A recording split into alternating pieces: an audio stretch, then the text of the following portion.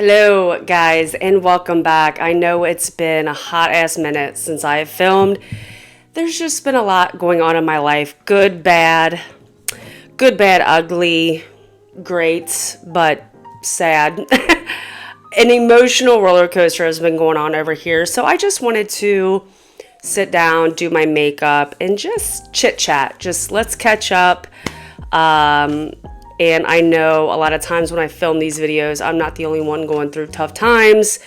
And a lot of us just try and put a smiling face on, but sometimes life in general just gets heavy. So yeah, nobody's life is perfect. So let's go ahead and jump in because we all know I can sit here and chit chat and then not even do any of my makeup. So let's go ahead and dive in and let's get the heavy shit out of the way. My stepfather passed away on July 6th. And I know some of you who had seen I think it was my tier review. I filmed me at the hospital wearing a mask. He got diagnosed with leukemia January 10th of this year, and as some of you know, I lost my mom to glioblastoma, which is brain cancer, April of 2023. So that was probably, if not the hardest, most tough thing I have ever been through in my life. Went to grief therapy about a year and a half after she passed because I learned that my grief happened later. So not, there's no timing on grief. I don't care who you are. There's not a right or wrong way to grieve. There are better ways to grieve. And I was falling into drinking a lot. Like I said, it was happening about a year and a half after she passed, where my grief got its heaviest. So I kind of was self-medicating with alcohol. Obviously, that's a horrible way to grieve, especially when you're doing just dumb shit and not making the best decisions for your life. So I then tried to get my stepfather at the time into grief therapy with me. He just wasn't having it. And our relationship kind of went sour there for a while because just how he dealt with my mother's, like going through my mother's treatments and things like that. The glioblastoma, she got diagnosed and was gone within about 4 or 5 weeks. So it was really, really fast, really devastating, hard to just comprehend. And I did make a video on that when I was going through all that. And we ended up making up last November, and then he got diagnosed in January with leukemia, which I'm so glad that we finally got back on track with everything, so that it wasn't like I'm making up with you and we're getting our relationship back on track because you got diagnosed with leukemia. So that made, I was so grateful and thankful to have spent the holidays with him and with the family. My mom was definitely like the matriarch of our family. We're not super close with I have a very, very, very, very small family at this point in my life. I have my biological dad, stepmom, and then my brother, sister-in-law, and nieces, nephews. That's basically my family. My friends are like my family. I feel like you don't have to be blood related to have family. So, and a lot of times, sometimes our chosen family are better than our blood family. So yeah, made up with him November, and then, he got diagnosed in January. So this whole year of just having to deal with him and his leukemia has been a struggle. I've done very well keeping those tools that I learned in grief therapy in my back pocket. I'm very proud of myself. Even now, my relationship with alcohol is so much better now from what I've been told from the grief therapist. I'm not necessarily an alcoholic. I guess, by book. There's certain rules related to alcoholic or being an alcoholic. But for me, like when I was self-medicating and doing all that last year, I think most likely, yes, you could have diagnosed it as alcohol. I could go months on months on months without drinking. And then like if I just got back from Mexico, like, yeah, we drank in Mexico, we partied in Mexico. Some people might say, well, that's being an alcoholic, it doesn't matter. Other people are like, no, that's not being an alcoholic. So it's like, whatever your definition is, that's fine. You know, I'm on vacation, I go out and party. However, last year, yeah, you probably by book could say like I was having definitely parts of, I don't know what I'm trying to say. Like, yeah, if you want to say I was an alcoholic last year, cool. But I think when you're an alcoholic, in terms of by book, by how people get diagnosed being an alcoholic, my definition, like my stepfather drank every single day, needed alcohol, and couldn't function without it. I 1000% can function without alcohol, especially now learning how to deal with my emotions and grief and things. I don't drink now to deal with that. So I'm very proud of myself when it comes to that. And after Mexico right now, I'm not drinking. I drank enough for, you know, everybody on that trip. We all did. We all partied. We went with another couple. It was amazing. It was my 40th birthday and my 10-year wedding anniversary. So we had a ball and we celebrated. But now I'll go like a month or two without drinking. That's just how it is for me. Anyway, so yeah, he passed away on July 6th. It's been a struggle, but I'm doing okay. Unfortunately, it's one of those things that like I've went through this, so I feel like I'm dealing with it better. But again, my heaviest grief, I think, will come later on. So yeah, it's been rough, but yeah, just with trying to keep myself busy and doing things that make me happy. That's what I'm trying to do. And I do still have my times that, like, you know, I want to be alone and I want to deal with my emotions, or yeah, sitting on the couch eating like total dog shit, because I've been on this like health journey, a health kick for the past 2 months, which I'm so proud of myself. I thought I was pre-diabetic because a lot of you know that I have cystic fibrosis. So diabetes is just something I have to be super careful about, because a lot of people with cystic fibrosis end up with diabetes. And I thought I was having symptoms of being pre-diabetic. So I started cutting down on my sugar, carbs, all that stuff, exercising, walking every day.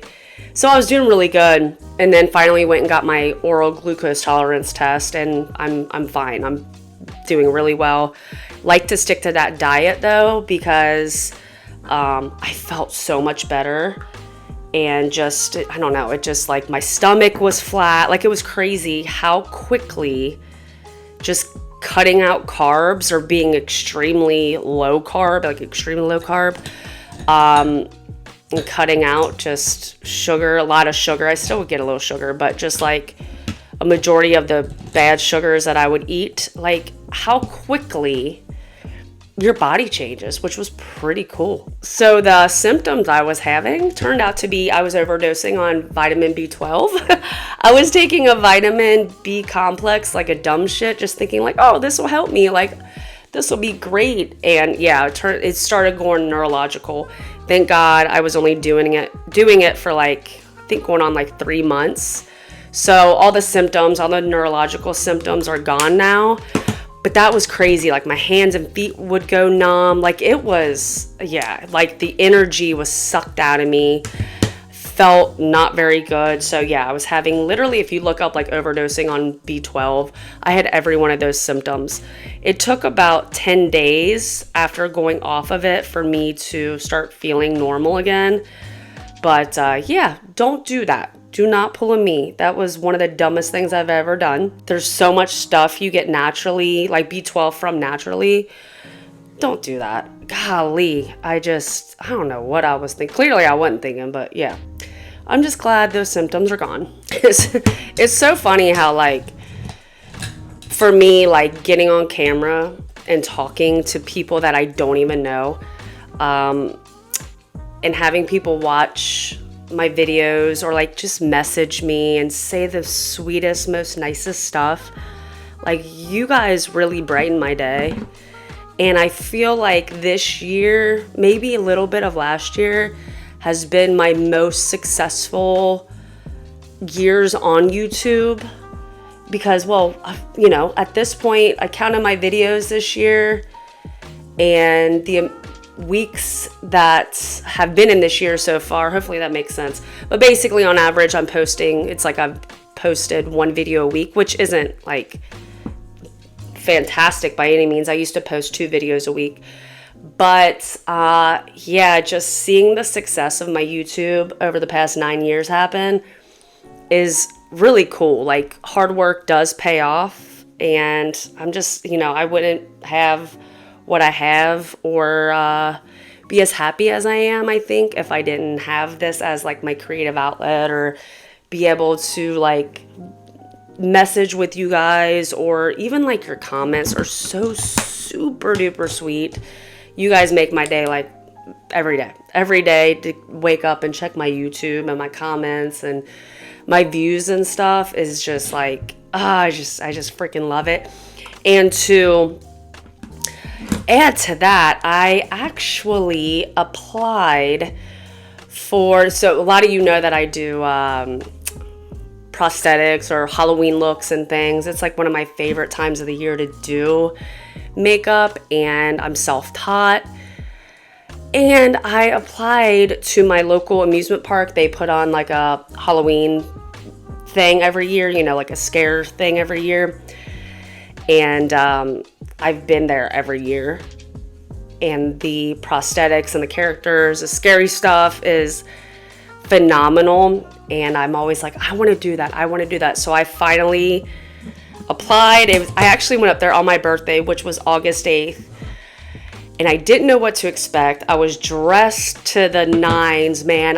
My makeup on, dressed amazing. I walk in there, I'm like the oldest person in the room. Now, it's for like scare actors and every type of job for the Halloween festivities that they have at the amusement park. And I walk in dressed up, looking phenomenal. And I'm looking around like people in shorts, and like these scare actors have been doing it for years. They basically have a walk-on job, and they already have an established makeup team there. So I'm just walking in like all the confidence in the world, and because I feel like that's what you need to have, you know. And at 40, now turning 40, I think this is like the most confidence I've ever had, and the most like I don't give a fuck vibe I've ever had. Like, I don't care what people think of me. I love myself more now than ever.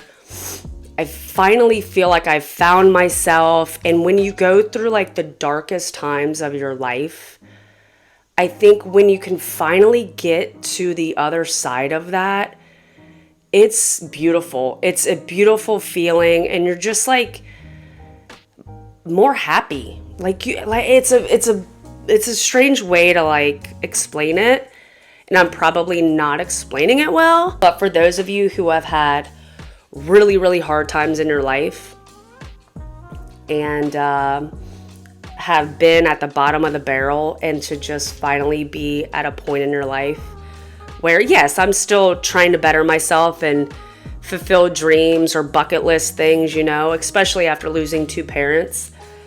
I still feel like in a weird way, I am happier than I've ever been. Hopefully all of that makes sense. So anyway, I went up there and I didn't know what to expect. And they take me back and they're like, we're going to have you partner with another person who's applying, and you guys are going to use an airbrush machine and airbrush characters on each other. And I'm like, oh my God, like I have never used an airbrush machine in my life. So, and what I did is I made a little card. It was about, I think it was an 8x10 card with some of my, what I consider like my best work. So I had emailed the head makeup person, and she had told me to come in and audition, but I still did not know what to expect. So I'm like having like a panic moment, like, oh my God, I have to use an airbrush machine and I have no idea what I'm doing. So I let the other lady paint me first, and she was so sweet, but like very frantic, very nervous, had very nervous energy. I was just trying to talk to her, get to know her, and she took 45 minutes, I think, to do one we had to do a corpse, and had like a lot of excuses as to maybe why her work wasn't her best. I get it, like I've been there, we've all been there. I think what they were really just looking for is how we worked with each other. Like, are you easy to work with? Are you easy to talk to? Like, they even said from the get-go, like, we don't care what your makeup looks like. Like, we just want to see, we're just taking notes. And like everything we did, there was a girl taking notes and stuff. However, when she was finally done, I go to take the makeup off in the other room, and I had two girls come up to me. Never met them in my life, never seen them in my life. And they're like, I just want you to know that you are an extremely talented makeup artist. And I think for what I've done and how far I've come, like that is probably one of the most like on top compliments somebody could give to me. I was on top of the world. They were just complimenting me and asking me like what I'm looking for, and I was telling them, not necessarily the airbrush, and this is before I even did the airbrush. And I said, the prosthetics and doing that kind of stuff. So I explained kind of what I was looking for. And it seemed like they were, listening, and I would like to think, going to offer me a job. I won't know until the end of August. That's when they said that they would get back to people. So then after that, my confidence was even more skyrocketed after they came in and talked to me. I guarantee you that they think I'm full of shit when I said I had never used an airbrush machine. It just came so natural to me. I airbrushed my interpretation of a corpse within like 10-15 minutes, and then they told me to build a zombie off of that. So then I built a zombie off of that. Again, my first time using an airbrush machine. So I did 2 looks in about 25-ish minutes. And I had to be at the airport, like literally be at the airport at 4 a.m. the next day to go to Mexico. So I was there till almost 8 o'clock at night, and I finally had to say something because the lady still had to do her second look on me. And I finally had to speak up and just say, well, I have a 4 a.m. flight to catch and, whatever. So they kind of then let me go. So this is like super exciting. And I just think sometimes in life, going through hard stuff, and then as you get older and you're finding yourself, and like me turning 40, and then again, I know I just said this, losing two of my parents, it's like, you just kind of look at yourself in the mirror one day and you're like, what do I want out of life? Like, life is literally so short. For me to be already 40 years old, dealing what I have been dealing with the past 2 years of my life, I need to go after what I want. And I'm a very lucky girl. I'm married to a very successful man, and I still do dog nails and work at the groom shop and all that. But like, I don't plan on being there forever.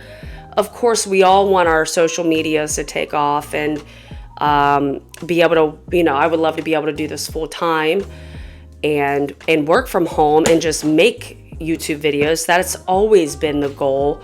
But it's so saturated now. And again, I've been on here 9 years, but it's so saturated now, it's even harder. And I guess being like that millennial at heart, like the TikToks and the Instagram reels, like I've made them and I like doing them, but like I feel like, I don't know, call me crazy. I just feel like that's like, I like this kind of content, to break out and just do short form content, like that's not where my heart is. This is where my heart is. Now, does that mean I won't be as successful and people won't see me? Like, probably, because that's just how it is.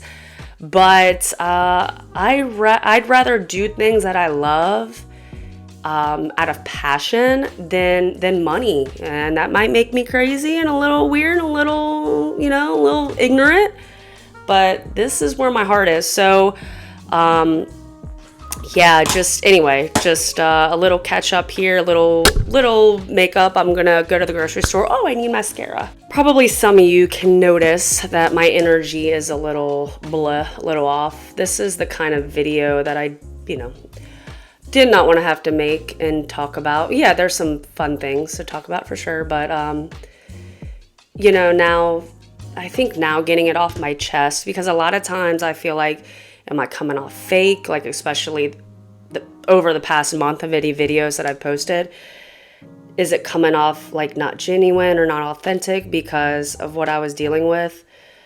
That was my fear, and I still try to push through and still get a couple of videos out for you guys even after my stepfather passed, just because I know this is my happy place. And again, I always am trying to do what makes me happy. So hopefully any of those videos, I wasn't trying to be phony or fake. I was genuinely happy to film, but like at the end of the day, I was still going through, and I still am. Again, there's no time limit on grief, but yeah, still going through, you know, what I was dealing with. But I'm glad to get that off my chest and talk about it, and hopefully have some new and exciting things, because I really want to film some things if I get to go up there and work. So really exciting stuff, really looking forward to it. I think I killed it up there. And yeah, so hopefully there will be a video in the near future of me getting ready and going up there and getting to film and making prosthetics or painting a character. That's my ultimate goal. So if you pray for me, keep your fingers crossed, manifest good positive vibes my way. I would really appreciate it. And yeah, thanks for listening and catching up with me. I have another video planned this week, so hopefully I can get another video out for you more quickly than 2 weeks. But yeah, I think that is it for today. If you like this video, please give me a thumbs up, hit that subscribe button. I would really appreciate it.